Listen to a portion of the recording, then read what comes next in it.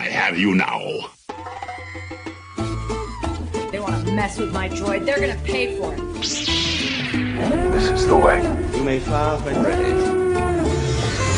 Blow that piece of junk out of the sky! The way you're fighting, you wouldn't have lasted long. Hello there.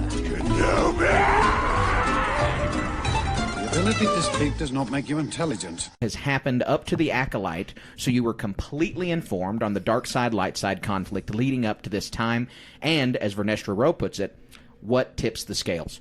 So we've decided to cover canon and legends in this episode for a few reasons. We've been known to dip our toes into legends things in the past, with things like our book club or even our episodes about the Thrawn trilogy. And for that same reason that we cover the Thrawn trilogy is why we're going to be touching on legends here. It's because they are important. They inform the creative process a lot for canon storytelling, and a lot of the concepts that have been introduced in legends have been incorporated to canon as either homages or whole cloth. And so being familiar with the history of the Sith in legends is probably going to pay off for your canon viewing of the Acolyte. The other reason is that there just really isn't that much information out there about the Sith. After the canon reset a decade ago this year, actually, there hasn't been very many dark side-centric stories set in the eras that we're about to talk about. While the High Republic books have filled in the story for the Jedi before the Phantom Menace and before the Acolyte, an attempt to show dark side history really hasn't been made in this era. And they've really been saving that for the Acolyte, most likely. And so it's important for us to talk about as much as we can when most of the Sith history and canon is non-existent. With all that out of the way, we're super excited to dive into the topic with you guys. But before we begin, I have one more important note. Longtime co-host Colin Archer is alive and well, and so is his brand new baby boy. The Force got a little bit brighter this week as he and his family welcomed their son into the world, so he is understandably on sabbatical right now, which leads me to introduce the co-host for this episode, a dear friend of mine, the host and DM of our Star Wars Actual Play RPG podcast, the Deveronian Darth himself, Cy Darrow. Hello there. Thank you for having me once again on the podcast, Carter. I sure appreciate it. I know we're both ecstatic to hear about Colin. Sorry he couldn't be here today, but I appreciate you guys having me on. And hello to the audience as well. Some of you might recognize my voice. I've been on the podcast a couple of times before, and as Carter so eloquently put it, I am the DM for our Star Wars Edge of the Empire Adventure in Space RPG that we do. Thank you again for having me. What are we talking about today? Yeah, man, we're really excited to have you here. We're really excited for you to jump in because we're talking about some of your favorite stuff about the Legends Sith and about the history of the Jedi and the Sith, and all of the stuff before the movies. And so we're really, really excited. As I said, those are the 4 topics today. We're going to do the Canon Jedi, the Legends Jedi, the Canon Sith, and the Legends Sith, all of which will very likely inform the Acolyte TV show in one way or another. Very excited. Big dark side guy here. Have been since I was a little bitty baby. Got to meet Ray Park. I've always been a very big dark side fan, so to put it, even though that might sound kind of bad. Yeah, no, this is a super dark side centric episode. One of our most dark side centric episodes. So it'll be fun to dive into that. Most definitely.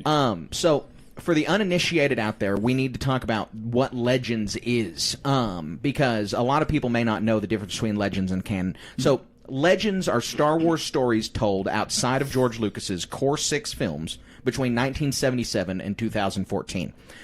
It spans thousands of comics, novels, and video games. This was previously canon before the reset by Disney in 2014, and the reset happened for a lot of reasons, but namely, Disney's a company out to make money, and so obviously they needed to do a hard reset because it is hard for them to jump through hoops of a 30-year existing universe. And so I don't really fault them for doing that, but now we have twice the Star Wars and double the fun, and different stories to get to hear and read. So in the real world, we need to touch on the Sith just for a moment on how they came to be in the real world, because they were a concept slowly introduced during The Empire Strikes Back. The Sith weren't actually a concept in the first Star Wars movie. Darth Vader was on screen, and now we know Darth Vader's a Sith, but that wasn't exactly an idea at the time. They're the antithesis of the light side, and they're the dark side wielders, the Sith. These ideas are really rooted in the original trilogy, and they're expanded upon a lot in the prequel trilogy, and we've seen the Sith culture and history explode around the time of before the prequels and immediately after the prequels, when we had a lot of stories published talking about them during the Old Republic era. Got a lot of there's a lot of great stuff that came out around that time. I know that's around the time that my personal favorite Star Wars Darth Bane books came out. Very, very excited to be talking about all of this today. Sorry, go ahead, please. Yeah, absolutely. So we're going to begin by touching on some big overarching concepts. Some from George Lucas himself that are shared between Legends and Canon. They're going to help us talk about the rest of this information. So there are a lot of differences between Canon and Legends for the folks out there listening, but there's a lot of similarities. And so we're going to kind of hit a list of all the most important similarities that are going to inform this Acolyte TV show. The first of which are the Jedi wow. You can do it. The Jedi are a monastic order of light side force users, and they're just one of many light side wielders out there in the galaxy. And so that's important to the Acolyte because this is set during the High Republic, during the Renaissance of the Jedi. And so this is the Jedi at their peak. Very excited. Don't want to interrupt you too much here, but I just want to say how excited I am that we are getting that Dark Side TV show finally that I've been waiting for for a long time now. Yeah, a lot of people are very excited to see this. I am very, very hopeful for it. I'm really looking forward to 2 weeks from now. Yeah, it's going to be a lot of fun, and it doesn't feel like it's 2 weeks away. It feels like it's a lot further away. Yeah, it feels like it should be a lot further away still. Exactly. So the next point to know is that the Sith are dark side wielding opposites of the Jedi, who specifically sprang from the Jedi Order. While there's a lot of other dark side orders out there, or dark Jedi that may have broken away from the Jedi, the Sith are a specific order that was a breakaway from the Jedi Order. So the Jedi and George Lucas believe that the light side is balanced. That's another really important point for everybody to remember, especially heading into the Acolyte, is that the light side exists as the balance.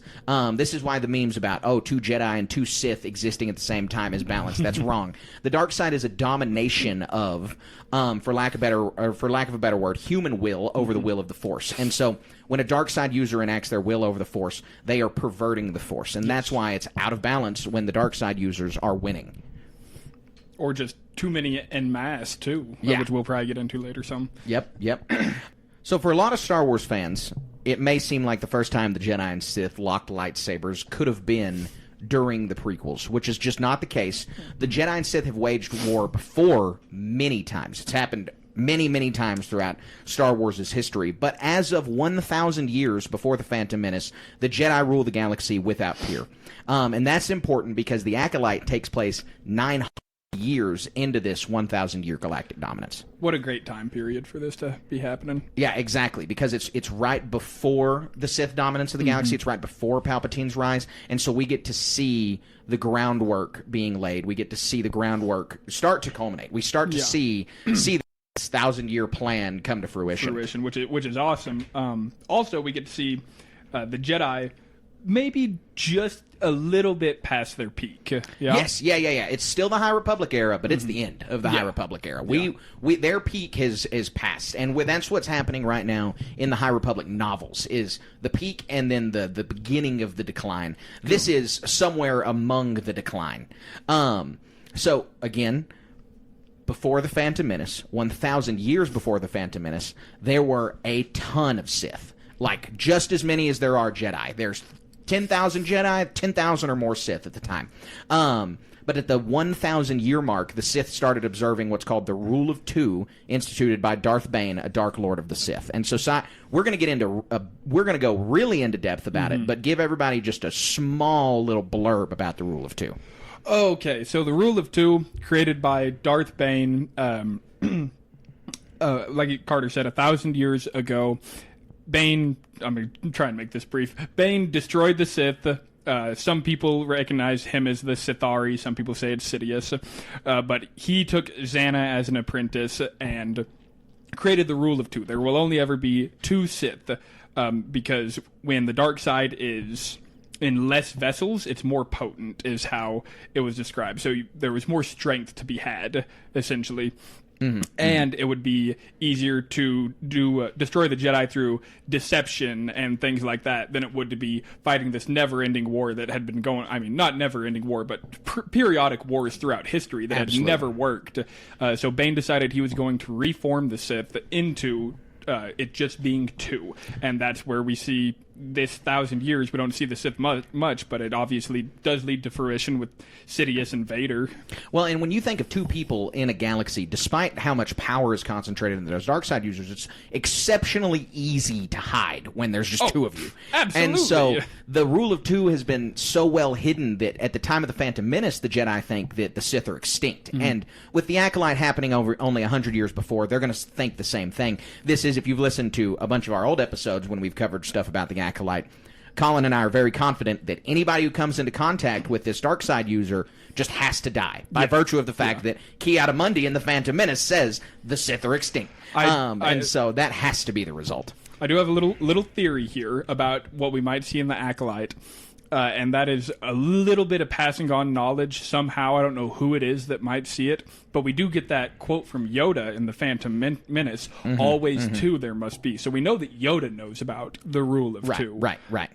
So I'm curious to see how they're going to work that, if they work that into the Acolyte, because I would really, really like to see that. Yeah, that's definitely a head scratcher on how Yoda knows about the rule of 2, and also that the Jedi Council can think they're extinct, and how those 2 things can work in tandem. And why he didn't tell them, because we also know that Yoda, which we're going to get into this later, I remember, but he actually met Darth Bane's spirit at one point. Yes, he does. Yeah. But I know we're going to touch on that later. So. Yep, absolutely. So, just to recap before we dive into the history, the things that Canon that are bare bones absolutely agree on are that the Jedi are light side users in a monastic order. The Sith are a spin-off of those Jedi who are a specific breakaway sect. They're not the only Darksiders in the galaxy. There are Night Sisters, other Dark Jedi, but they're the most powerful group. The Jedi and George Lucas think that the light side is balance.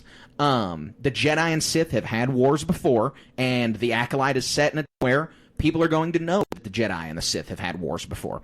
And this is 1,000 years prior to the Phantom Menace. There were many Jedi, but during the Acolyte there's only going to be... there were many Sith, but during the Acolyte there's probably only going to be 2. And finally, the Jedi think the Sith are extinct, and they most likely think the Sith are extinct at the beginning of the Acolyte. And this is where you have so much confusion from Jedi on who's murdering Jedi in this trailer. When they talk about there's someone murdering Jedi, they sound so distraught about this because how can a regular person... Yeah. And this is such an important thing to think about. When Anakin says no one can kill a Jedi, and Qui-Gon says I wish that were true, killing and murder are not the same. A Jedi can fall in combat. They are aware of this. A Jedi being murdered by some random person in the galaxy is exceptionally difficult because they can sense people. So a murder and a killing are different. They know when things are coming. So yeah, right. I'm excited. I'm very pumped about this. Please go on. So this is where we're going to begin. And in the beginning of both timelines, they are very closely linked. A bunch of at the start. But all of the stuff we know, because all of the stuff we know is kind of vague. It's kind of like real-world history. If you were to go 25,000 years back in the past, it's only rough ideas of things. And so 25,000 years before A New Hope, in both timelines, there's a mystic sect of light side force users on a remote planet in Tython, or in Legends, it's called Tython, and in Canon, it's called Octo. They are in different places, because we saw Tython in The Mandalorian, and so we know that in Canon, the Jedi started on Octo.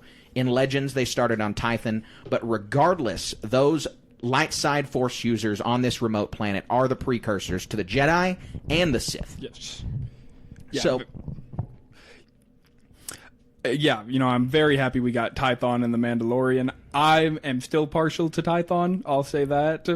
I wish Tython had stayed the homeworld, but that's just a little nitpick of me personally, because of some of the books I've read and everything. Sure. No, yeah, absolutely. There are some Tython diehards out there, for sure. You could probably put me in that bunch, to be honest. And that's the interesting part, is that in Canon and Legends, they're the same planet, they're in the same spot. It's just they decided in Canon that they didn't originate there. They just went there, and then it's probably more the foundation of the Order rather than the foundation of that light side Force-using sect. It's what my not interpretation, because we don't know in canon yet, but what my head canon for this may be is that the precursor to the Jedi got started on Octo, and then the Order itself is established first on Tython. I think that's cool. I like that. I like that.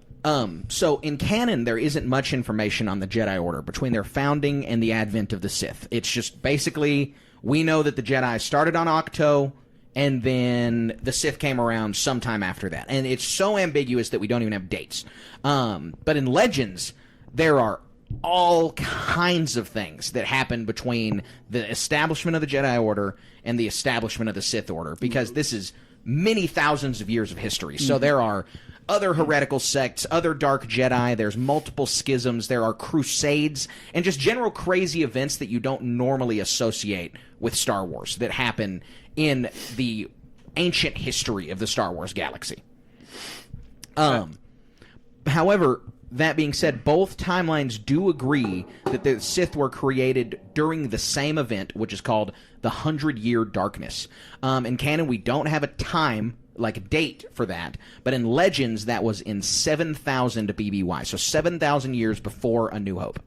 So they stayed pretty much together for a long time. They did good. The people that were on Tython originally in... Yeah, it's actually kind of like, wow. They made this last a while. If you look at the Star Wars, if you just took an eagle-eye view of the Star Wars timeline, then there is a much larger chunk of history where the Jedi are the only Force order that is light side and running around, then they have the rivals of the Sith. Yeah, which I think is really cool. And in the future, I do hope, and I'm sure they will get around to it eventually. Give me some Old Republic stuff from Disney. I'm sure they'll get that. But I'd love to see some of that prior stuff, too. Some like the founding and people of that nature. I absolutely agree.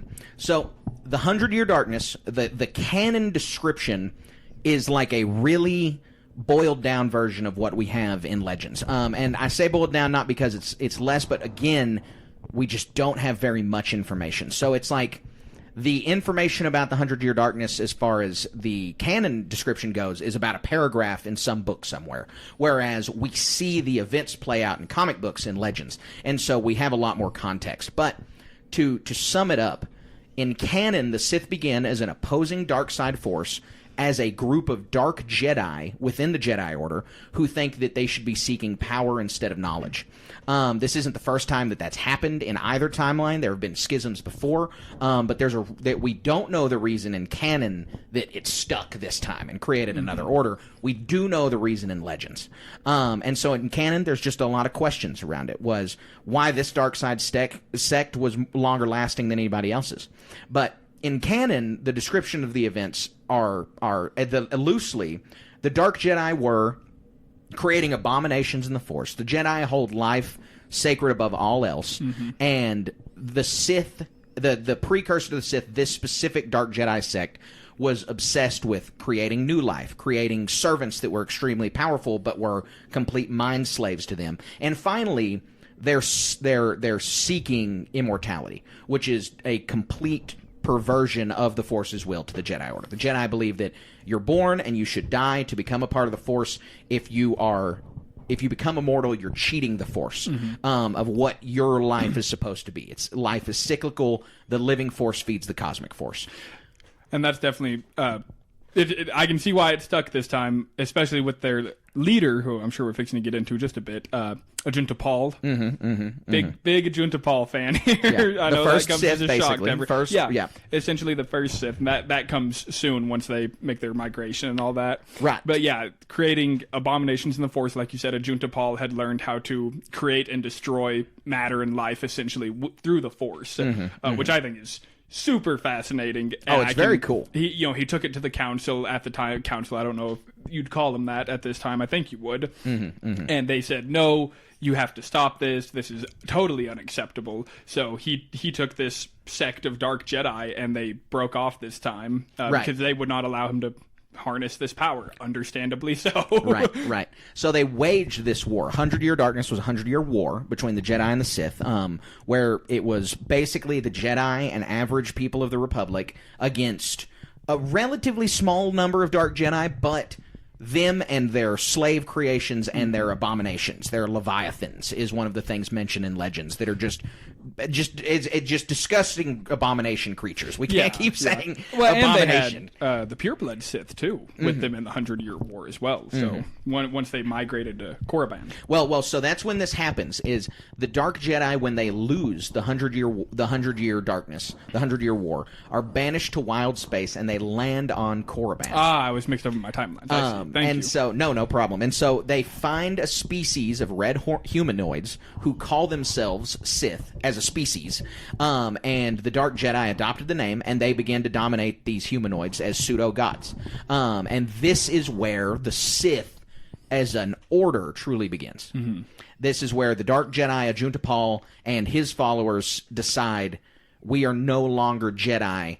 They have cast them out. They have been banished from the Jedi Order. They are now something else. Love that too. Star Wars is so cool, man. It really is. Yeah. So it's also worth noting that in canon, Korriban exists. Yes. Yoda went to it in the Clone Wars. It was called Moraband, but it was renamed that. And it is the homeworld of the Sith in canon. So again, we don't have much information in canon about these events. We don't have much information in canon about the beginning of the Sith. It is just a really good bet that it's very similar, because if they both started on Korriban, it's probably pretty much the same. Yeah, what other conclusion can you really come to other than the one presented, you know? Right, exactly. So, following these events, after, in canon, the 100-Year Darkness and the Sith existing, coming into existence, and in Legends, specifically Ajunta Paul and his followers being banished and landing on Korriban, this is, in both timelines, when the Sith form an empire. The galaxy is nowhere near as connected in 7000 BBY as it is during the prequels. It is not a Republic-spanning united galaxy. There are many factions in the galaxy. The Republic is one of many governments in the galaxy. And so the Sith Empire rises in just a different section of the galaxy, wild space, which at the time of the prequels, this isn't even wild space. This is well-explored, charted space. People are aware of these planets. And so that just shows you the change of the galaxy between these time periods. And so in both timelines, the Sith form an empire, and they conflict with the Jedi in multiple wars. In canon, this information is left exceptionally vague, once again. We know that there were force-based superweapons that were built. That was featured in Rebels. There were large-scale battles on planets like Malachor and Takodana. But exceptionally little is known of the Sith or the Sith Empire during canon. And despite being a government in its own right, opposite the Republic, most information about the Sith, and this is just for people who are fans of the dark side, fans of the Sith, want to read about the Sith, this is basically any time you're interested in villains in literature or media, this is going to be a symptom of it, is the information we have about the Sith and the Sith Empire, despite them being a government in their own right, is told through the lens of conflict with the Jedi. Like, we have information about the Jedi that is completely isolated from the Sith. That, like, the Jedi have things going on that have nothing to do with the Sith. But since the Sith are the bad guys, any story told about the Sith is through the lens of conflict with the Jedi. Which I think is totally fine. I like that, and now we're getting stories have been told like that forever. You sympathize with the bad guy even through the point of view of the good guy. And I think it's one of the reasons that me and so many other people are very excited for the Acolyte is it's going to be not told that way. It's just going to be we're going to be following this person, yeah? Or am I wrong? No, well, we are going to be still following. It's still a dark side centric story. But what I'm talking about is that there are whole stories about the Jedi Order that are about their conflict with the Nihil or their conflict with the Path of the Open Hand. Has nothing to do with the Sith. There's not the word Sith in the story.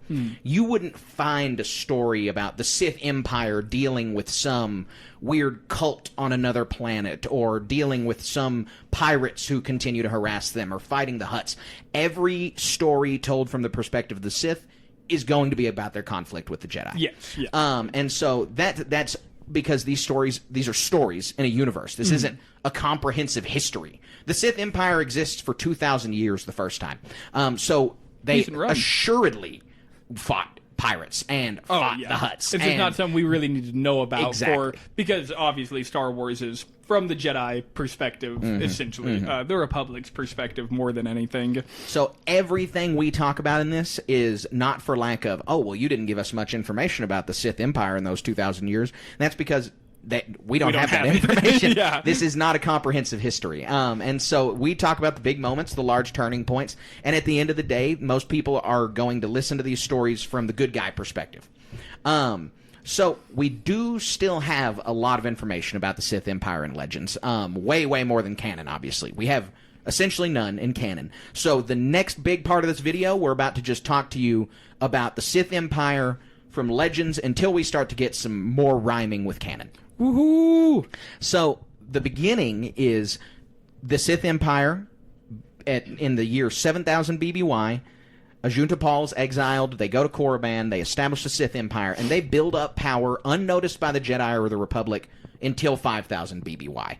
And so then the Great Hyperspace War begins. And this is where we get the first conflict between the Jedi Order and the Sith Order. Prior to that, it was just the Jedi conflicting with Dark Jedi. Now it is two different governments, two different religious organizations that have had 2,000 years to diverge. And so the gulf between these groups has only widened. Massive at this point. I mean, it's not even something we can really draw a line through in our place, there's not any, because of course you have differing political ideologies and religious things. These people can control stuff with their mind. Yeah, it's not. You hear a lot of words in Star Wars like crusade and schism and things like this, where it's like those are real world religious terms, but there's not an analog to the real world. There's not really. We can be like, there is this, because it's not. We believe this one thing, and then we believe this one thing slightly tweaked. It is. They are complete opposites, yin and yang. Opposite sides of the spectrum with a thing that they can control, that physically, not physically touch, but physically manipulate and control the world around them with your eyes. With this power, and there are two totally opposing ideologies. Of course they're going to fight. Exactly. It's cats and dogs. It's just two completely different things. And so the beginning of the Great Hyperspace War is with the Dark Lord of the Sith, Naga Sadow. And he waged a devastating war on the Republic, but he was ultimately defeated. The events culminate the first time with the Republic thinking they've defeated the Sith Empire roundly.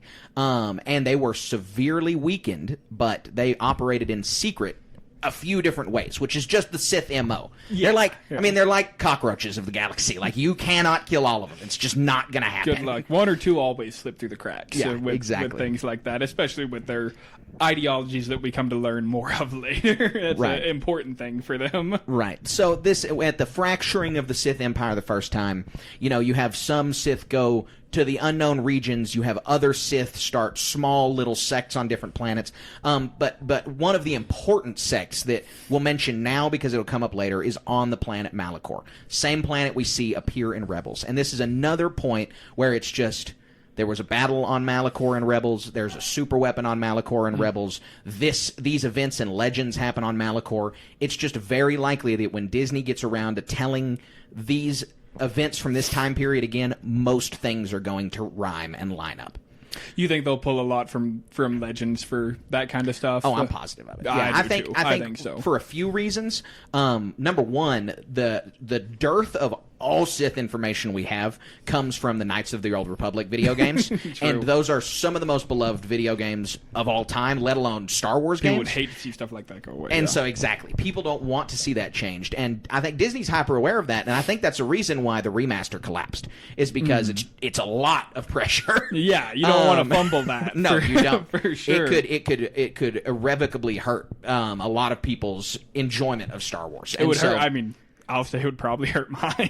And so that's the point there, is that I think a lot of it's just going to rhyme. And as they've left seeds continually throughout the TV shows, with Yoda going to Korriban, and with the Rebels crew being on Malachor, with the mention of different Sith Lords that we'd heard in the Rise of Skywalker expanded dictionary. They've definitely been setting up for it. Exactly. They have been laying the breadcrumbs. They don't want to go whole hog. They're not ready to commit, but they are also not saying we're going to go in a completely different direction. Awesome. I think if we see anything change, it's probably just going to be dates.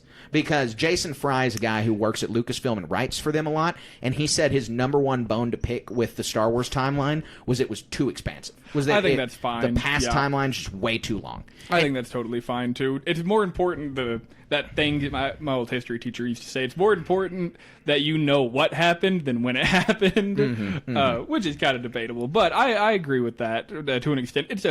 There's so much stuff that happens, and like we were just talking about, we have so much empty space. And like we just covered 2,000 years. 25,000. Or we just covered 20,000 Well, just from the beginning of the First War, from right. 7,000 to 5,000. 2,000 years, we just don't have anything. So I think that would actually probably be a good thing. Exactly. Condense that a little bit, because it really, when you look at that timeline and you say, really, the Jedi existed for X amount of time with relatively little noteworthy conflict, and then the Sith came 18,000 years later? It's just, that's a little less believable. Seems like they had a good thing going. Exactly. Exactly. And just to touch on what we're going on, if they're going to continue to pull from Legends, I think the other part of it will probably just be ease of access. It's here. Why not use it? I think that will be a part of it as well, which I'm perfectly content with. Any Disney execs listening to me, please do that. Yeah. So there's somewhat of an interlude after the Sith Empire is broken up and defeated, and the Jedi think they're gone. Like we said, they kind of spread out, but a lot of Sith events take place during this. That if you were to go look at a history of the Jedi Order, there's actually relatively little for the Jedi during this time period, but there's a lot of internecine conflicts with the Sith. Lots of crises averted among the Sith, and just lots of cool characters that have an impact, but that haven't moved the ball forward for the overall conflict. So there's the first name we can mention is Freedon Nad, and I know Sai, you know a little bit about Freedon Nad. A bit. I'm not overly familiar with him, but I know he was a very prominent alchemist. He was a Sith alchemist, extremely good at that. During his rise to power, I'm trying to remember who his apprentices were. I believe he might have been the apprentice of Naga Sadow. Yeah, so Freedon Nad had encountered Naga Sadow as a spirit, essentially. That's what yes. And so Freedon Nad was a Jedi, and he had fallen. And during this time, that's kind of how the big Sith happen. Is the Empire's become so fractured, it's another person running across ancient Sith things and becoming a Sith, instead of them specifically being a part of the Order until later. And he's also Exar Kun's master. So this is an important part because you're such a big Exar Kun fan. Big Exar Kun guy. He tried to influence the Senate, obviously. He worked in conjuncture with, and I'm forgetting his name, but they ended up ruling together because they were visited by the spirit of either Naga Sadow or Freedon Nad again in this situation. And that spirit told Exar Kun and... Remind me of the name, Carter? Is it Ulic Keldroma? Is that who we're talking about? Yeah. They ended up ruling in conjuncture over what is currently the Sith Empire, and that eventually changed when Exar Kun's accomplice went back to the light side. He reverted back to the light. Him and the Jedi hunted down Exar Kun, eventually were able to kill him. But one of my big reasons that I just want to throw in there for loving Exar Kun so much is his fighting style. He's very strong in the Force, but his lightsaber in particular. He had a double-bladed, one-handed lightsaber, and he was considered to be, at this time, I believe he was considered the best duelist ever. Yeah, that's pretty gnarly. That's a pretty good epitaph to have. I mean, with a crazy awesome blade. There's really cool fan art of Exar Kun out there, and he's a very interesting character that we're not going to get into a ton here because this episode isn't just about him. But I could spiel on. Right. So there's stories about Freedon Nad, Exar Kun, the Brotherhood of the Sith here, Sith influence on the planet Mandalore, just a lot of really interesting stories that are worth diving into, but that are probably not going to inform much of the Acolyte. So we're just going to breeze past those. But we're going to pick back up with a Sith that we know exists both in canon and in Legends, who's much beloved. He has a cult following in the real world, and that is Darth Revan. In canon, so we know he exists in canon. In canon, all we know about him is he existed because there's a Star Destroyer named after him present at the Battle of Exegol. And how do we know that? Is it mentioned in the film? No, it's in the Rise of Skywalker expanded encyclopedia. Gotcha. Yeah, okay, yeah. Or that's expanded dictionary. Very cool. I mean, I'm super very. cool. I mean, obviously, it's very cool because we get Revan as canon, right. which is a great thing. Yeah, a lot of people were really happy about that, which is important. He's a major player in the galaxy. Favorite. One of the biggest Legends characters of all time. I no mean, doubt. just Maybe the maybe biggest. exactly. Probably is the biggest. Maybe. Well, Thrawn, Mara Jade Skywalker. Mara Jade, Thrawn. Like, Top five, no doubt. Top five, no doubt. Yeah, maybe top 3, no doubt. But there's a couple out there that floating around. They might have a little more sway. Yeah. Okay. So, with that being said, Revan has no other information in canon, but he is prolifically covered in Legends. I mean, it's just 2 video games, a novel series, comic books. Like we know this guy from birth to death, from birth to multiple deaths. Yeah, amnesia ridden, all of it. Yeah. So Revan's a Jedi who once again fell to the dark side, and that's just a recurring theme during this time period. Is there are not a lot of Sith Lords that just spring up out of the Order itself. They're usually Jedi who fell to the dark side for some reason, and he fell to the dark side on none other than the planet Malachor, and that's why we mention it in the first place. Is this is important for Rebels? This is also important for Revan. He declares himself a Dark Lord of the Sith after winning a conflict against a militant Mandalore. And he and his followers disappear into the unknown regions after that. He's a Jedi. He turns to the dark side without the Jedi Order realizing, wages this war against Mandalore that the Republic had been fighting, decimates Mandalore, and then just leaves. And the Jedi don't really know that he's fallen to the dark side. He's still a hero of the Republic. They think that there's a bunch of people that are killed on Malachor. This is a tragedy. They don't really realize that Revan has a big hand in that. Yeah, impressive feat. Talk about a feat, pretty much almost wiping out Mandalore, pretty much, and Mandalorians as a species. Yeah, absolutely. Very, very, very impressive. It is. It's super impressive. It goes to show why. So one of the reasons so many people like him. He's just extremely he's just cool. powerful. He's awesome.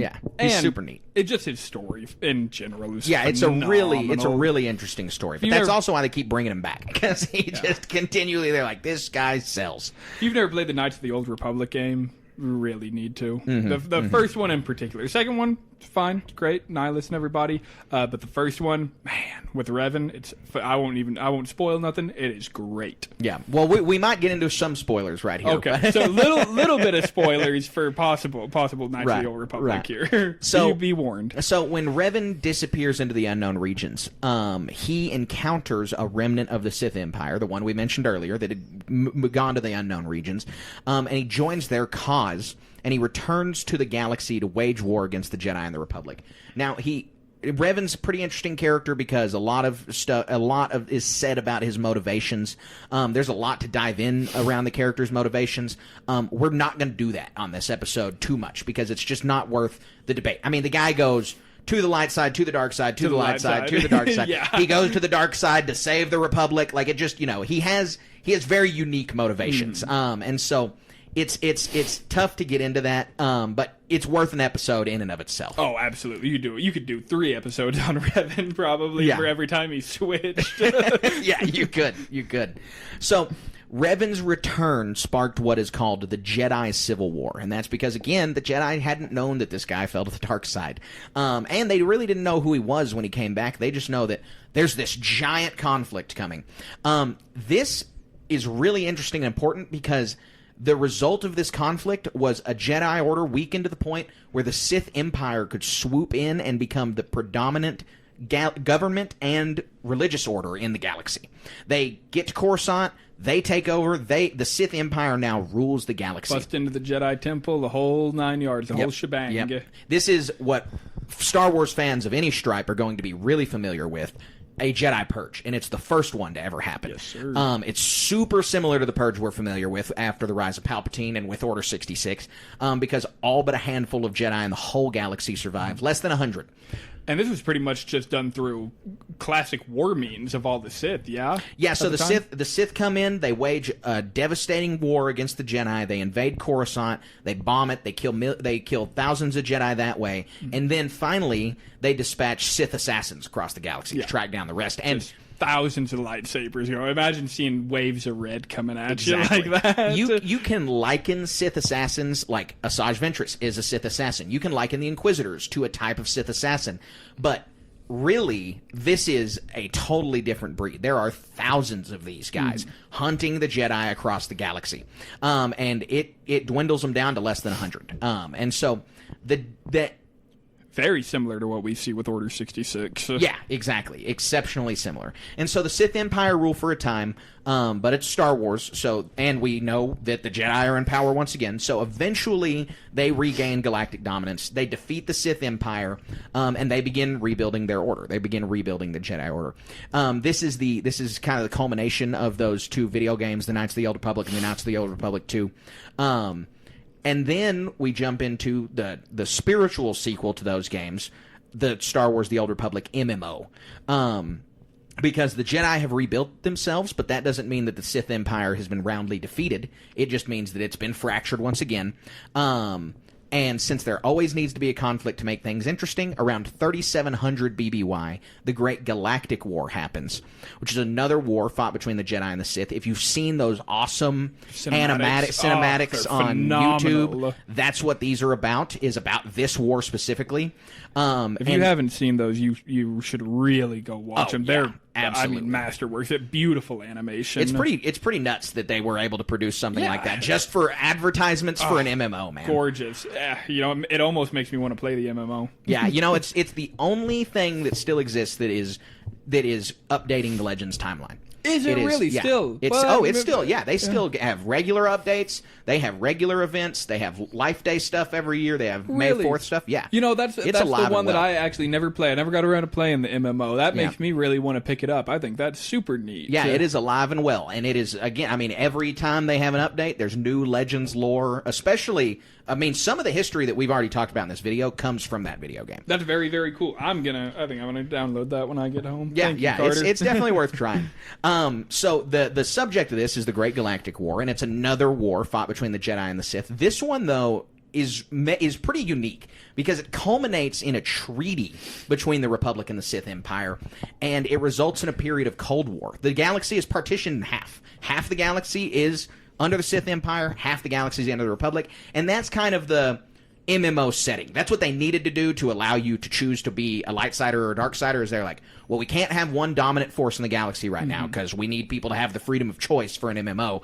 And so this is what this resulted in. It's really more of a video game setting, but a really unique time in Star Wars where we don't have something like that. And how long did this last for?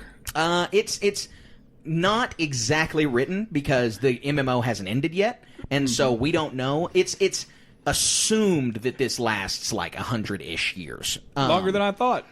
Yeah.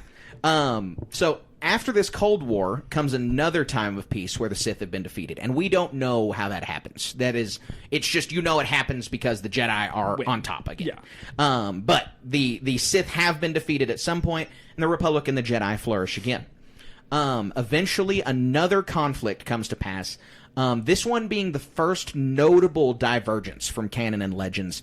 It's merely in name alone, though. They changed the name in canon, and I don't really know why. And I say they changed the name, it's because they both happen in the same year, and they have the same result. But for some reason, they call them different things. So the conflict takes place right before 1000 BBY. Yes. And in Legends, it is called the New Sith War. But in canon, it is called the Jedi-Sith War. And again, not really sure why the name change. Yeah, I'm not either. I'll say I'm fine with either of them, but I prefer the New Sith War just because Sith Jedi War is pretty vague on which one you're talking about. I think that I would I would imagine, and my guess is that they didn't call it the New Sith War because the implications of the word new is they have to talk about the old Sith War, and they're not prepared to do that. And you might confuse people that, are only fans of the movie or something like that. If they read something like this, the New Sith War, is that starting like now in the galaxy, basically? So I can see how they don't want to cause that confusion. Because this war is also, it's just been vaguely mentioned by characters like Yoda and Canon, and so that is also the problem, is it's kind of vague. Like the Jedi Sith War may not actually be the name of it in canon. It's just that's what it's been called because that's the closest to what we've heard these characters remark. But every time they talk about it, it's so vague because again, they're not ready in the real world. The authors are not ready to talk about it yet. And so both conflicts have the same result. So we're going to kind of go through bullet points of the same result because this is probably the most important event we're going to talk about to inform the Acolyte. Probably. Yeah, this is a major leading up to it. It's the last conflict we have before Acolyte between Jedi and Sith, and it's where we get a lot of stuff is happening. Exactly. So the final defeat of the old Sith Empire by the Jedi Order is at the Battle of Ruzan. That's in canon and legends right here. This is the last time that the Jedi face the old Sith Empire in any way. This is where the line that Obi-Wan delivers, the Jedi stood for 1,000 generations as guardians of peace and justice in the Old Republic. This is where that begins. This is where in the year 1000 BBY, this is where the Republic has finally ousted the Sith Empire in their eyes, and the Jedi have become peacekeepers over soldiers. Yes. Yep. After the Rusan reformations, they went back to that, I believe. Yep.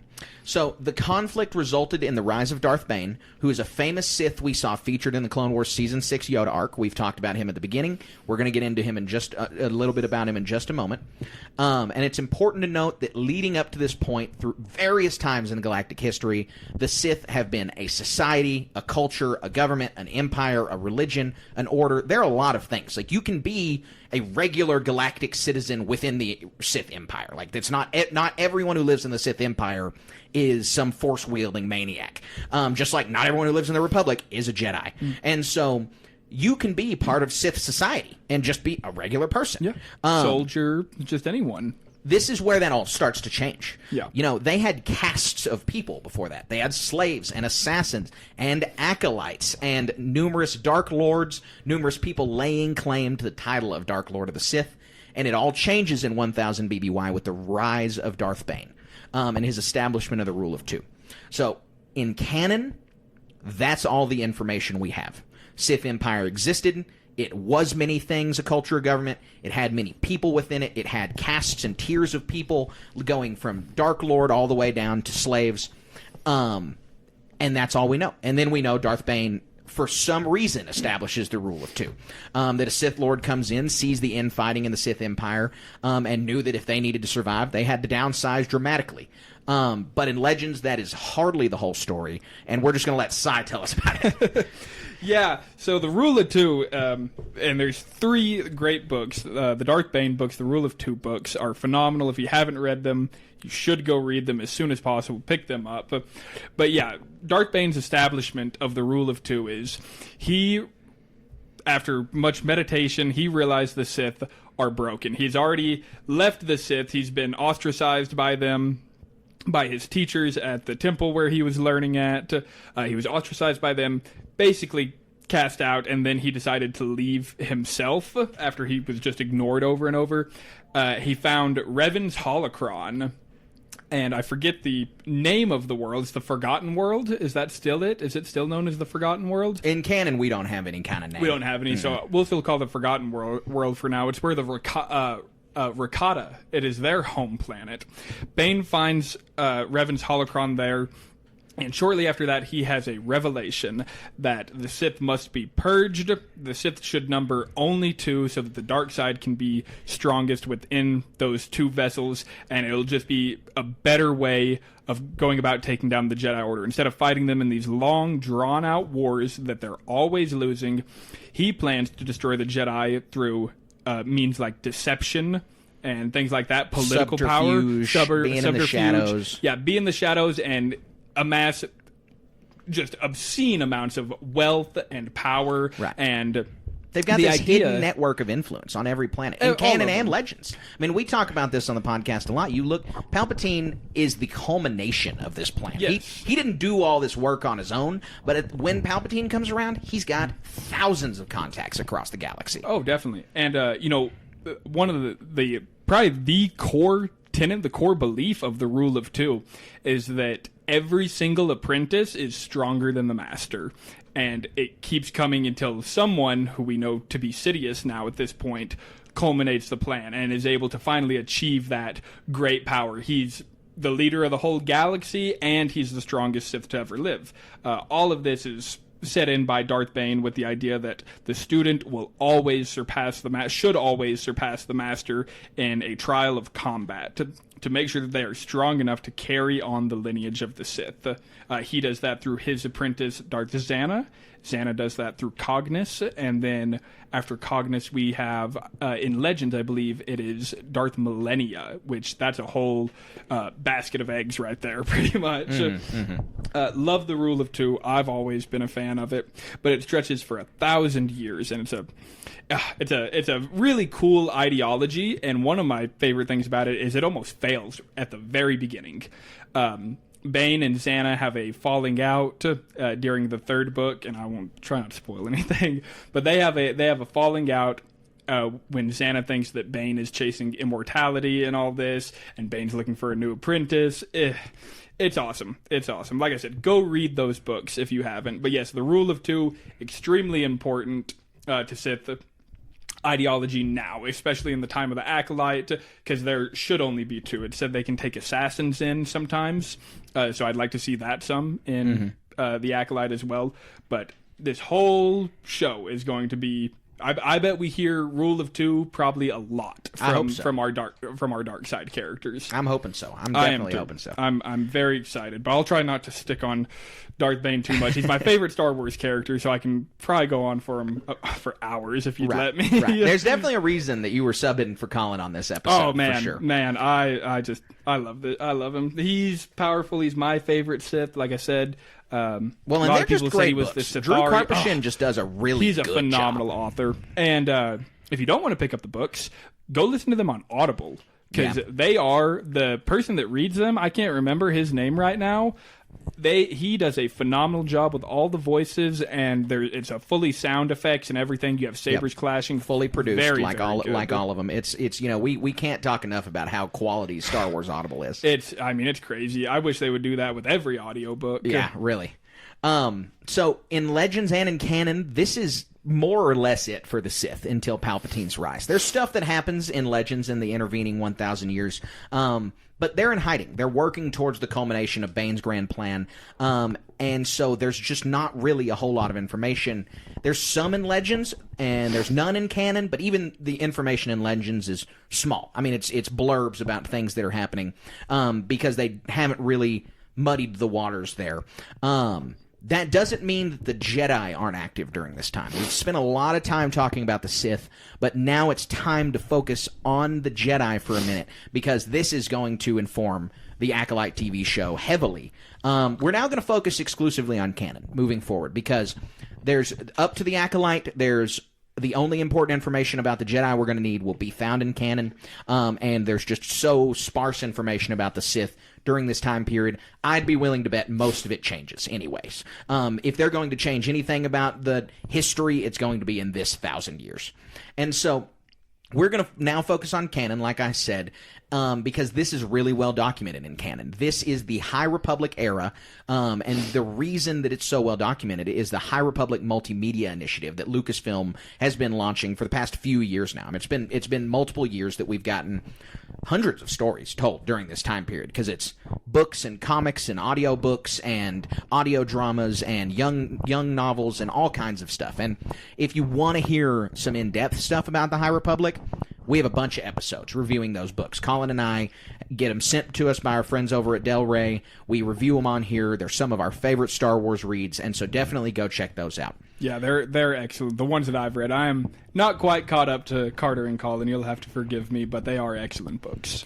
They're really good, like Si says. So I'd say anybody should check them out. They're so far notably devoid of Sith. I also think that'll be changing because Hope so. the second to last book is going to release during the Acolyte, and then the last one will release either at the beginning of next year or at the end of this year, and that's going to probably wrap it up with... They're not going to focus on the Sith during that time, but I think they're going to give us a little bit of a flash at the end of what's going on with the Sith. That'll be nice. So, during the intervening 1,000 years, the Jedi departed from their roles as soldiers. They defeated...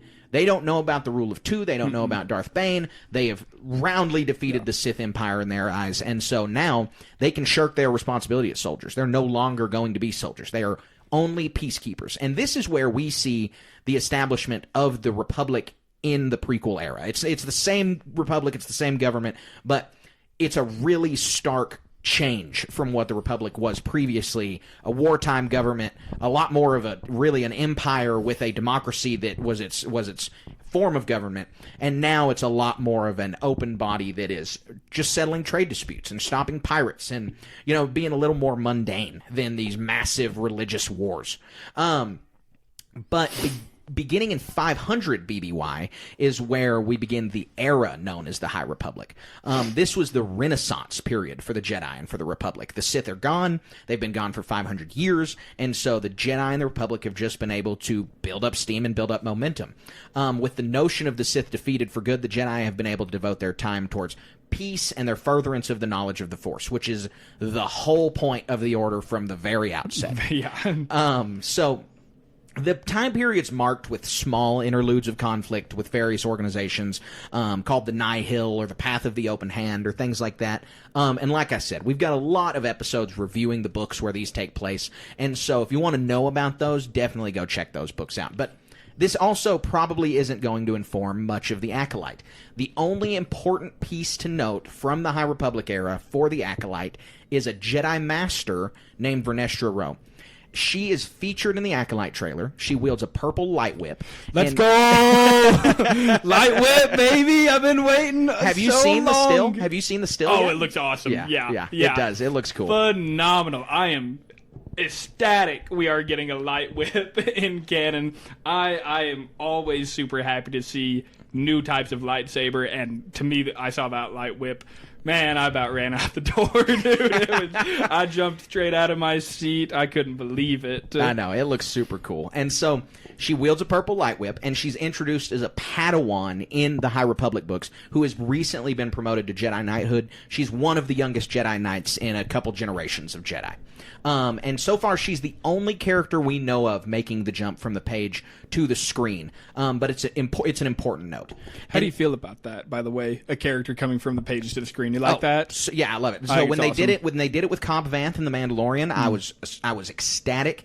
And every time, because it feels like a reward. It feels like a reward for hardcore Star Wars fans. Yeah. Like, we spend this time reading these books, reading these comics, and a lot of times they can get put to the wayside for various reasons. Most of the time. Yeah, exactly. Like when Dave wants to change something. Yeah, exactly. He's like, okay, we're going to change it, and it makes sense because a few thousand people have read the books. Many thousands of people are going to be watching the shows. Oh, absolutely. And so if Dave needs to change something, it's fine. Yeah. But anytime they don't need to change something and they're able to bring somebody in, I think that's awesome. It feels like a reward. It's like a little treat. And so I'm really excited about her making the jump, and I think she's going to be really good because, like I said, during the High Republic book, she's a Padawan turned to a Jedi Knight, and now she's a full-fledged Jedi Master. I mean, she's... What a cool... You get to know her through the whole thing. Yeah, that's exactly. So neat. She's got to be like 170, 180 at this point, but she's a Mary Allen, so she doesn't look it. Yeah. She doesn't look it. Yeah. So the High Republic era comes to a close sometime around 100 BBY, which is near the same time as the Acolyte. The Acolyte is set 100 years before the Phantom Menace, so if we take that literally at face value, it's in 132 BBY, and the High Republic era ends at 100 BBY. And so the Acolyte is in the very twilight of this era. And so it leads you to believe that the events of the show are the reason that this Renaissance era for the Republic and the Jedi come to a close. That the events of the show are bad enough that the historians of the Star Wars galaxy are willing to say the Renaissance is over. Yeah.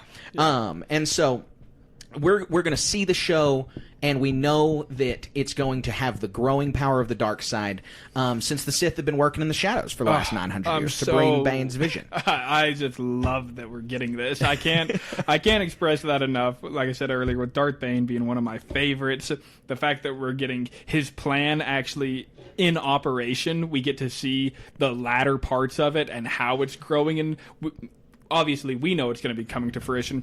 I'm curious to see how the power players, the Sith in this time that we're going to meet, how if they know that time is coming, because it might be Tenebris around this time and Plagueis. Yeah, so we don't know exactly, and we've seen the stills of the mask. That certainly doesn't look like a Bith or a Mune. No. And we don't, that doesn't. If they're a Bith and a Mune in Legends, that does not mean they have to be one in canon. Exactly. But we'll see who this person is. There's theories floating around that he's a precursor to the Knights of Ren. I don't believe that. I don't know my about little that. cousin, I who don't is know a about that. massive fan of the sequels, and I'm a fan of the sequels. But he's a massive one. He doesn't think that's the case. He thinks that's 100% the case.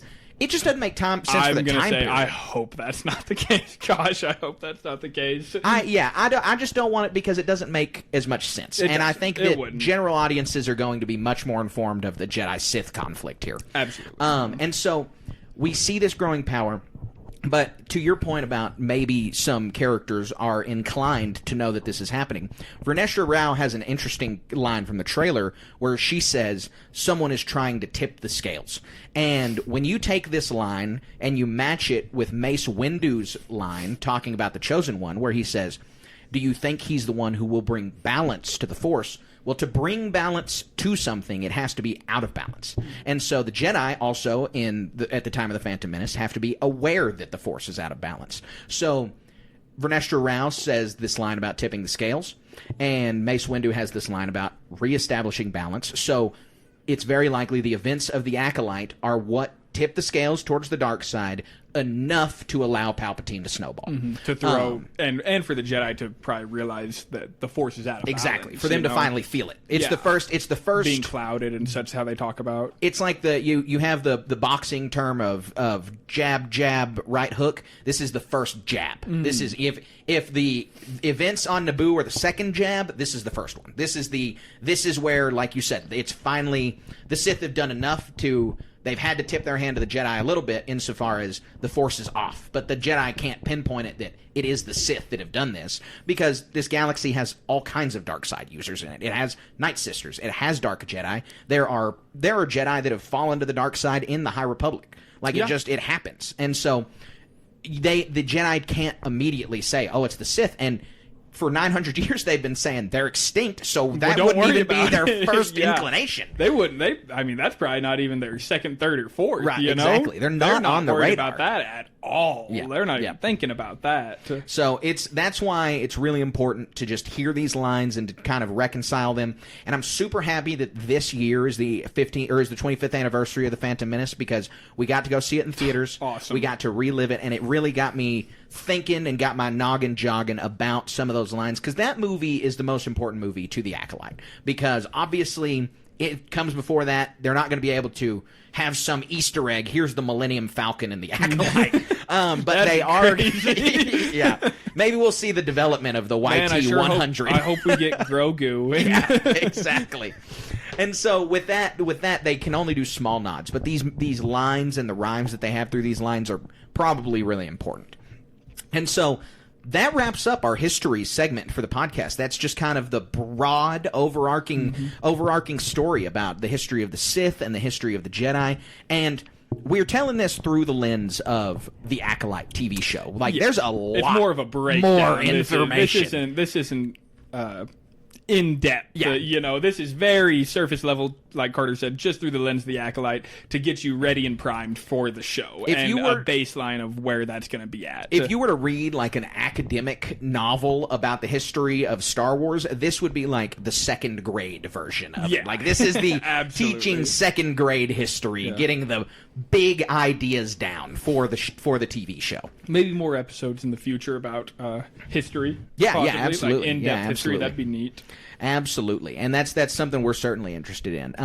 But we're really happy that you guys are sticking around for this, because there's a lot of this information that is going to be useful heading into the Acolyte. Again, even from the Legends perspective, if things are changed, there's always some truth in the Legends, and so we keep seeing Disney and Dave and Lucasfilm and everybody else pulling from Legends to inform the canon story. Love that. And so some of this information is going to come back up. It certainly will. Oh, absolutely. Without a doubt. Yeah.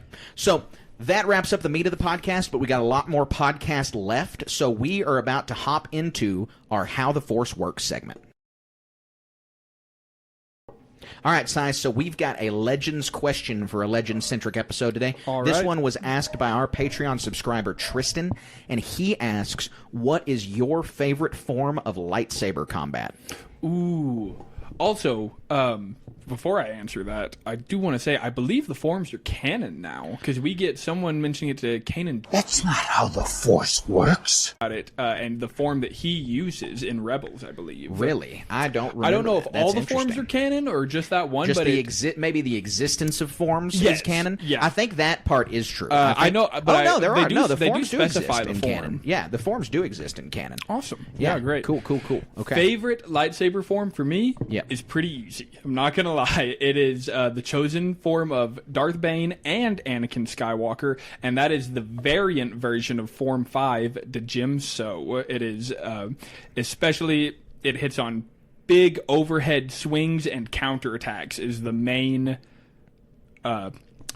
swordplay of that form. It's how you use it. Okay. It revolves around that. It's a very offensive form, and like I said, it is the variant of Form 5, if memory serves. The base form is Xi'an. Yep. So Djim So is the variant of it. Like I said, used by Anakin and Darth Bane.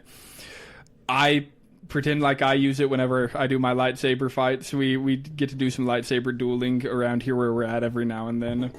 Fun fact about Djim So, the variant form, it was almost banned by the Jedi Temple, much like how Juyo was, due to its aggression. So I would definitely go with that. It's always Interesting. been one of my favorites. Big fan of those strong overhead swings. Yeah, that's super cool. And I did know that these were canonized, because in the Star Wars Legion game, they're printed on the different people's cards depending on which character you're using. They have a different way, like they have a different number of dice they roll. They have a different cool. units that they're good against based on what form of lightsaber combat they use. That's really neat. Like Dooku, you run him up to other Jedi because He's a he's form the best. fighter. Yeah, Yeah. exactly. That's very neat. I didn't know they did that in that game. Yeah.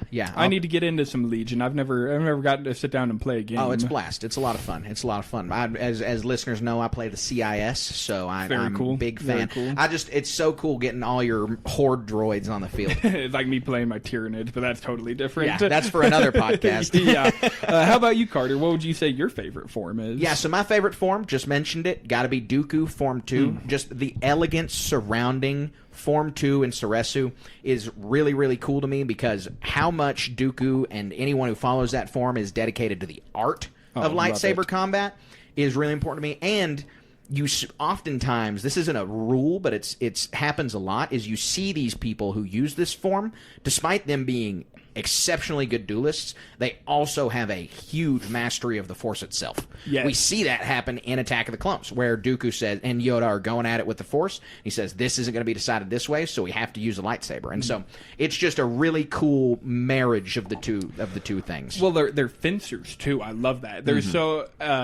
And for anyone that doesn't know this, it's a very neat fact about the forms. A lot of them are drawn through historical lines of different types of manuals that you can find, like early European swordplay, Renaissance swordplay with rapiers. Of course, that harkens back to Form 2 in particular. A lot of the forms have an actual basis. Shicho, the first form, is some of the first things you ever learn if you're going to get into fencing or broadsword fencing, anything of that nature. Yeah, absolutely. No, I think it's really cool. It's definitely a cool part, and it makes sense. Why, if you have a monastic order of people who are wielding swords and different species with different ways their arms operate, Pong you Krell. are going to have different forms of sword Yeah, fighting. you have to. I think Form 2, Carter, I think that's a great pick. It's definitely top 3 favorite forms for me. I love the I don't want to say high octane, the intention for swordplay there. It's obviously built for Jedi to fight Sith was the original thing, Right. but it is specifically your whole thing is I am a fighter. I am a front line. I'm fighting someone else with a sword. It's a duelist. It's a one-on-one tactic for sure. We know that its only real shortcoming is blaster bolts, Right. which I think that's totally apt. Also, it seems to me that there's an easy, unless you're getting shot in that combat, you just adopt the blaster bolt reflecting form of combat, which most people do. We get a lot of people that learn different forms throughout books and everything. We hear people, if a sword fight is being pronounced through a book or something, they're switching into form 3 so they can more easily dodge these. A lot of Jedi and Sith adopt. They have their main form, their go-to form, but they bring in different types from other forms. Pretty much all of them, because it's important to understand the different forms and what they do. Right. I'm a big sword guy, so this was an awesome question. Yeah, it's a good question. I love being able to talk about different forms of sword fighting. Yeah. So thank you to Tristan for asking that question. We really appreciate it. If you're listening to this and you'd like to ask a question, all you got to do is head on over to patreon.com/Star Wars Station and ask your question there. And we've recently changed the tiers up to where at $1 you can begin to, or maybe it's $2, but at one of the lower tiers you can begin to ask us questions on here. Actually, I think it is $1. So go check out patreon.com/Star Wars Station and start submitting your questions. You can listen to my beautiful voice more on the RPG too. That's absolutely true. For only $2. Yeah. And we have a huge back catalog of episodes. It's many hours worth of episodes. We do, now. And some more coming soon. Hopefully, Yep. we're going to be getting More on the way. table again. More on the way. So with that finishes our How the Force Works segment, and we're going to roll right into our HoloNet news.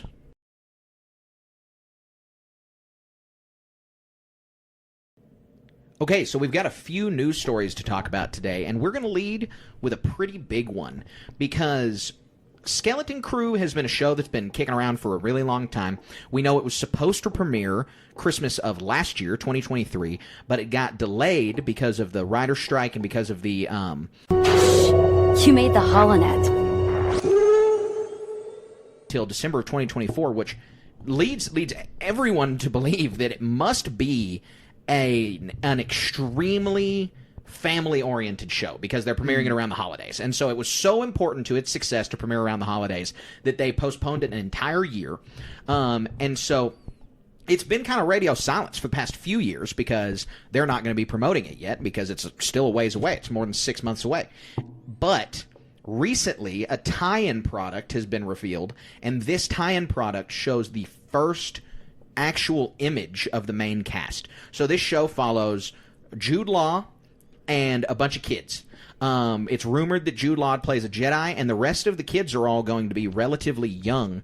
And so we got a really good look at all 4 of the main character kids. There's 3 humans, or humanoids at least. 2 of them just look completely normal. One is a young girl with a visor over her eyes, completely covering them. She actually looks like Geordi from Star Trek. She does.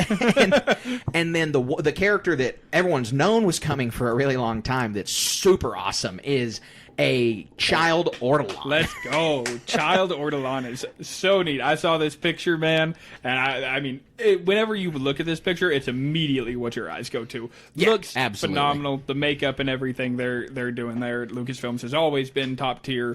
It's going to continue to be, I'm sure, on that. I think you're right. I think it's going to be very geared towards probably family demographic, especially with it being predominantly a cast of children. Right. I am excited, and also in this picture, they're wearing a lot of very similar clothing too. Yeah. So from what we can see, there's been all kinds of clues laid down about this show over time. Like a bunch of everyone. There's definitely been a press bill that went out to everyone who's involved with the show that said, call it this, because in every interview everyone says, oh, it's very Amblin-like, which means it's like the Goonies, which means it's about kids. Doesn't mean it's for kids. Not that it's not for kids. Kids can watch it, but that adults are going to enjoy it too. It's not, children's slapstick or like an animated show. It's still going to be a regular plot and cast. It's just with children. Especially with how they did, the Bad Batch and everything, I think we might see some more darker grit. So these kids dealing with some actual, not to say that it's going to be like a dark grit show, I don't think that, but I think we are going to see them dealing with actual problems. Yeah, some real problem, being in some danger for sure. I mean, we know, so other rumors abound, and some more information has come out that Vane, the Weequay, or not the Weequay pirate, the pirate that is in Mandalorian Season 3 that flies away from Gorian Shard, he is one of the villains. So that pirate is going to resurge in this show as one of the villains. They were a little bit comedic, but they were also a serious threat to Navarro. So they're going to pose a serious threat to these kids. Other information about it is the rumor is the story, or not the rumor anymore, the director has confirmed that the story follows the kids are on their regular planet that's pretty much like suburbia in Star Wars. This is in the same time period as the Mandalorian, so it's in the New Republic, and this is a safe, normal planet for these kids to be on. They stumble across a spaceship that launches them into space and then into hyperspace, and that's how they get lost. That's really cool. It's 4 kids that don't know how to pilot a spaceship. Who are we taking bets on is going to be the pilot of this crew? I'm feeling like it's Visor Girl. I'm thinking the same thing. That's exactly what I think, and I think she's probably going to be blind. Yes, probably so. With the visor over her eyes, almost certainly. Be neat if maybe they set her up for something way longer on down the future in the timeline, maybe showing some force sensitivity or something like that. I think it'll be really neat. I think they're going to do some cool stuff with this show. I don't know how into it I'm going to be if it's super geared towards kids, but that's not a problem. Supposedly, it's just supposed to be family friendly. More family friendly than Andor or the Acolyte, basically. Well, which also so all the Star Wars seems to just be like their kind of their MO going into these TV shows where they're releasing 1 or 2 a year is we're going to give you something darker, grittier in the summertime, and then around Christmas when you can talk about this at the Thanksgiving table or the family Christmas table, then we're going to have the lighter hearted thing that your grandma and your little cousin all watched. Yeah, I think it'll be good. I seeing that photo in particular really makes me optimistic for it. Yeah, I think it will be too. So the next news story is pretty crazy. I just did not see this coming. This was completely out of left field. For a bunch of people, including myself, the Total War games have just been a huge boon to gaming. I mean, I love strategy games. We have talked ad nauseum on this podcast about how much I love Star Wars Empire at War, another real-time strategy game. But the reports have been coming this week that the studio Creative Assembly that makes the Total War games, specifically the Total War Warhammer games, are working on a Star Wars video game. Oh, dude, doesn't get better than that. For me being a big gamer, too. I love my strategy games, and the Total War franchise, extremely well beloved through many, many years. One of my favorites, and I think it's still the same studio, Rome Total War 2. That was my thing growing up. I sunk hours and hours into that. So much. The Total War Warhammer games have all been phenomenal. They're all very well received, and now we see this Total War Star Wars. I know. It's going to be a big endeavor. I'm really curious what it'll be. It'll certainly be a story will be set on some time period, but they're going to allow all 6 of the main factions, the Republic and the CIS, the Rebels and the Empire, and the First Order and the Resistance. I'm positive that they'll all be playable in some way or another. Yeah, certainly. It's going to be a lot of fun. I'm really excited. Star Wars is designed for this kind of thing. We might even get, maybe like a free play mode or something. And Total War is usually good about this. We might be able to pair up that 1,000 Sith versus 1,000 Jedi kind of deal. Definitely. That wouldn't surprise me at all if they did that. Yeah, or at least at the very least, there's going to be mods out there that can get that done for sure. Goodness. That's the other big benefit of these games is the moddability. It's going to be really, really moddable, and that's going to be awesome. Yeah, PC players having a heyday right now. So we have one more news story to talk about, and this is about James Mangold's upcoming film, The Dawn of the Jedi Star Wars movie. And so that's not the official production title, but that's kind of what everybody's been calling it, is Star Wars Dawn of the Jedi, because that's what it was talked about at Celebration last year. But recently, the producer for the movie, Simon Emanuel, had an interview with SFX Magazine where he talked about it briefly, and he called it James Mangold's Jedi Prime, So there's a lot of speculation out there that the title of James Mangold's upcoming Star Wars movie is Jedi Prime. Yeah. Before I give my thoughts, Carter, tell me about how you feel about that. Yeah, so with it being set 25,000 years in the past, about the founding and the beginning of the Jedi Order, we know from the lore established by The Last Jedi and The Rise of Skywalker that there was a Prime Jedi. There was a first guy who was the first Jedi, and it was on Ahch-To. And within that little water basin on Ahch-To, in Luke's little mountain seclusion zone, there is a mosaic of a person kneeling, and it's a yin-yang form of a Jedi, half of its dark side, half of its light side. And so this person has been referred to as the Prime Jedi. He's the guy that wrote the sacred Jedi texts. And so that title specifically is one that is not like it's if I had to choose between it and Dawn of the Jedi, I'm going to choose Dawn of the Jedi. I think Dawn of the Jedi is a better title, but I still think that Jedi Prime fits the mold of an appropriate Star Wars title of being vague enough that it sounds Star Warsy. So I think it's acceptable. I definitely like Dawn of the Jedi better, though. Okay.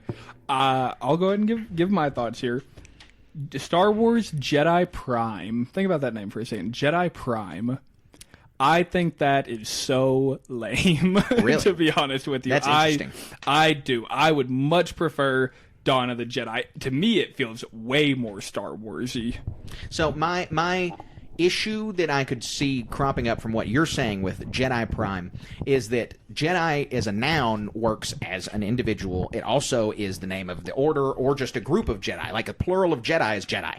And so it's a little confusing when you have Jedi Prime, whereas Dawn of the Jedi is a lot more straightforward. Yeah. This is the beginning, whether it's the beginning of the first Jedi as an individual, the beginning of the group, the beginning of the order. It's the beginning of that.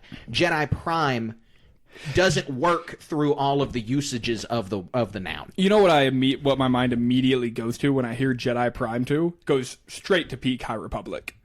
Is what it makes me think of. It makes me think of, speaking of the Jedi as a group, Jedi Prime. There's the Jedi in their prime. That's immediately what my mind went to. Interesting. Totally pulled me away from Dawn of the first. For the first, the beginning. Interesting.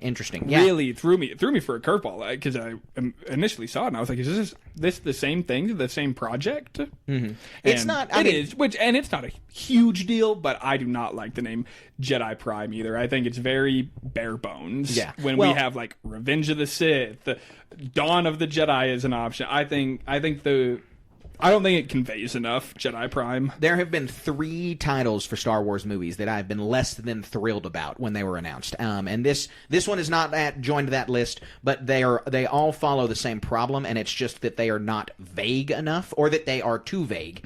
And that is Rogue One.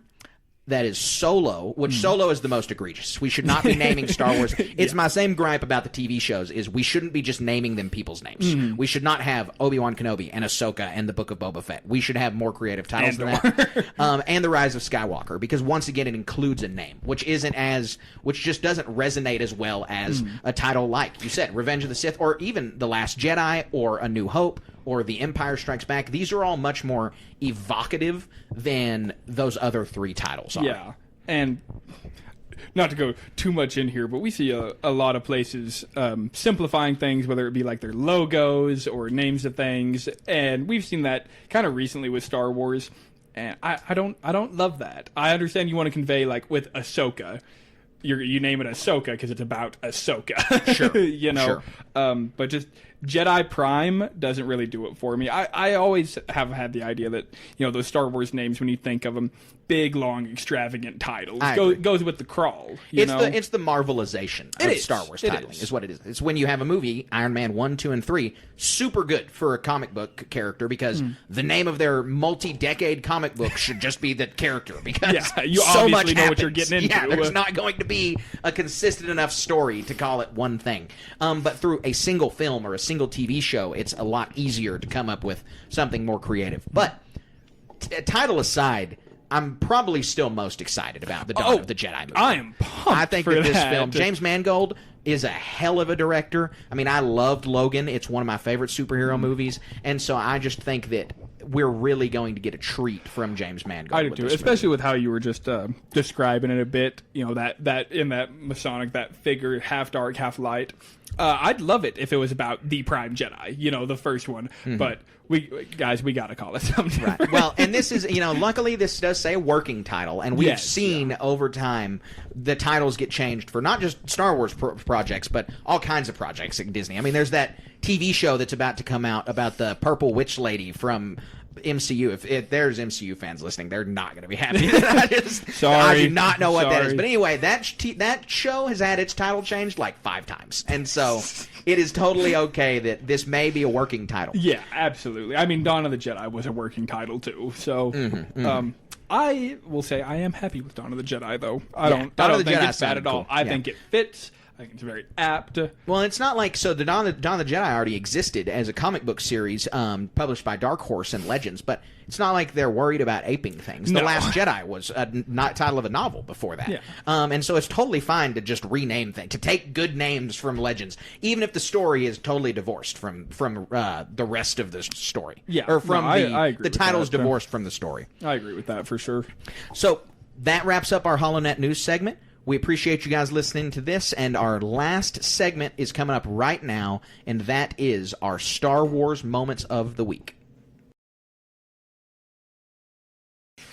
All right, Sai, inquiring minds would like to know, what is your Star Wars Moment of the Week? My Star Wars Moment of the Week is more of a Star Wars moment of the season, actually, as it is summertime.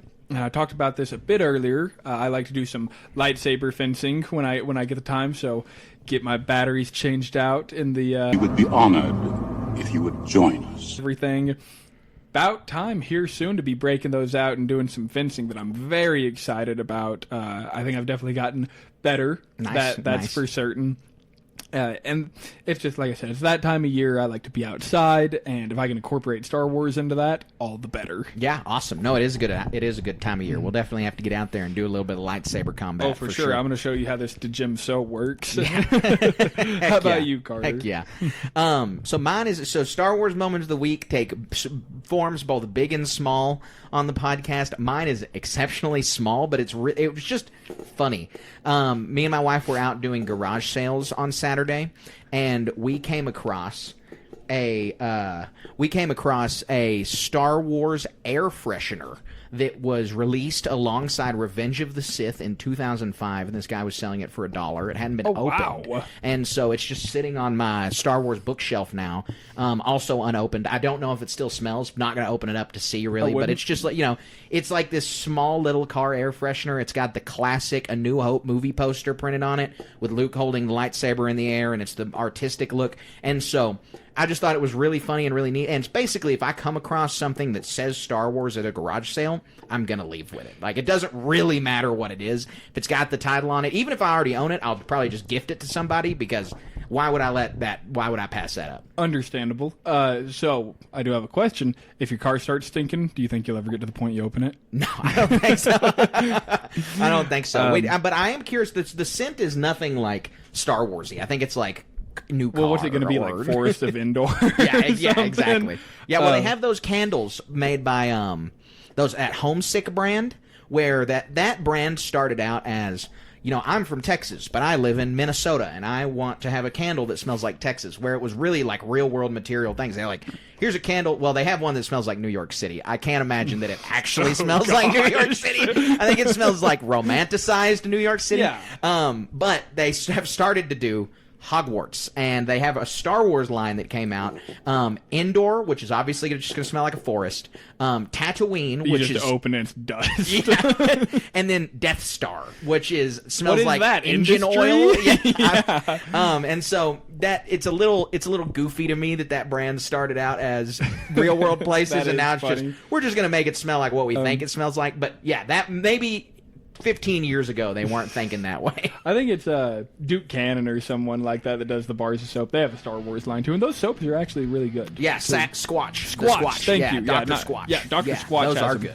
Yeah. I like those a lot. I want to, before we leave off, me and Carter actually both have one more very small Star Wars moment of the week that just happened to us at the gas station, believe it or not. Yeah, we do. Yeah, you can go ahead. About an hour ago, me and Carter were there at the gas station just pumping some gas, and this guy walks out in his Nike slides, and on top of his Nike slides he has Darth Vader's head. like little plushy Darth Vader heads on top of each one of them. It was awesome. And little, but not like tiny. Like they're at least the size of a softball. Just at the end of his feet. So they're hard to miss. Yeah. I saw it, I was like, what is that? And I keep looking, that's Darth Vader. Yeah, that one was funny. So that was a good moment of the week, too. So we appreciate you guys listening to us. Thank you, Cy, for joining us on the podcast today. We really appreciate you coming on board to talk about the history of the Jedi and the Sith with us. Well, hey, man, I just appreciate you having me. Once again, congratulations to Colin as well. Yes, it's always a pleasure to be on with you guys, whether it's just with you or with the both of you or we're doing the RPG. So thank you once again for that. Also, if you're not a Patreon member, go check that out so you can hear more of my beautiful voice. I know everyone's just dying to do that. I'm the game master for our Real Play series, so check us out there. Yeah, Cy is a stellar GM. You guys are really missing out if you haven't heard those yet. We've got 2 of the episodes for free on the old podcast feed. They premiered audio only, but this is a fully produced video podcast. We've got sounds involved, and so it's definitely, or sound effects involved, so it's definitely worth checking out. All you got to do to check it out is head on over to patreon.com/Star Wars Station and take a look at the $2 tier or above, and you're going to have access to the RPG. You can also access all kinds of stuff on Patreon. We've got t-shirts and stickers and ways to be on the podcast, ways to interact with Colin and I. We have other bonus podcasts on there that we continue to publish episodes about, exclusive video interviews with creators in Star Wars. And so we really just hope that you guys will go check it out. If you love the podcast, you're going to love the Patreon. We also are all over social media. We're on Instagram at StarWars.Station, always posting memes over there. We're on Twitter at SW_Station with all of our hot takes about Star Wars news. You can find us on Discord at the link in this bio. You can find us on Facebook at Star Wars Station and on a Facebook group at Star Wars Station Cantina. There's a lot of Star Wars video games coming out soon, and we're going to be streaming those on Twitch. Star Wars Outlaws, the new Indiana Jones video game, those are going to be streamed on our Twitch whenever this Total War game comes out. Definitely. Probably wall-to-wall Twitch content. So definitely be one of the early subscribers over there. Twitch.tv/Station Media to find us there. And please, guys, if you've listened this far, you must be a fan of the show, so give us a 5-star on Spotify, on Apple. Make sure to give this video a thumbs up on YouTube. Make sure to give us a follow on YouTube. All of this stuff helps us game the algorithm and continue to grow and continue to share Star Wars with all of you fans. So we appreciate it. We appreciate your listenership, and we appreciate you doing one more thing, and that thing is stay wizard.